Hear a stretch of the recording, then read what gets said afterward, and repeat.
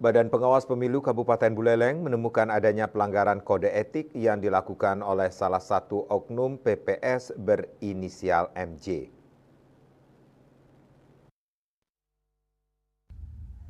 Ia terlibat kampanye aktif dalam kampanye pasangan calon gubernur Wakil Gubernur Made Mulyawan Arya Putu Agus Suratnyana di Balai Banjarklodkau, Desa Panji, Kecamatan Sukesade pada 25 September lalu.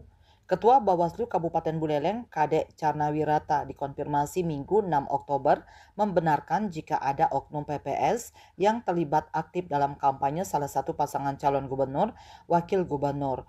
Oknum PPS itu sebut Carna begitu aktif menyambut kedatangan pasangan calon hingga berdiri menyuarakan yel-yel pasangan calon itu. Hal ini pun kemudian dikaji oleh pengawas Kecamatan Sukesade dan dinyatakan sebagai temuan pelanggaran etik yang dilakukan oleh oknum PPS itu. Padahal Panwascam Sukesade sudah melakukan pencegahan dini dengan memberikan himbauan sebelum acara dimulai. Namun sayangnya himbauan itu tidak diindahkan oleh oknum PPS ini. Terkait sanksi yang diperoleh oleh oknum PPS ini, Carna menyebut hanya bisa memberikan rekomendasi hasil temuan ke KPU Kabupaten Buleleng. Selanjutnya KPU Buleleng yang nanti akan menentukan terkait sanksi bagi oknum PPS ini. Nyoman Yuda, Bali Pos melaporkan.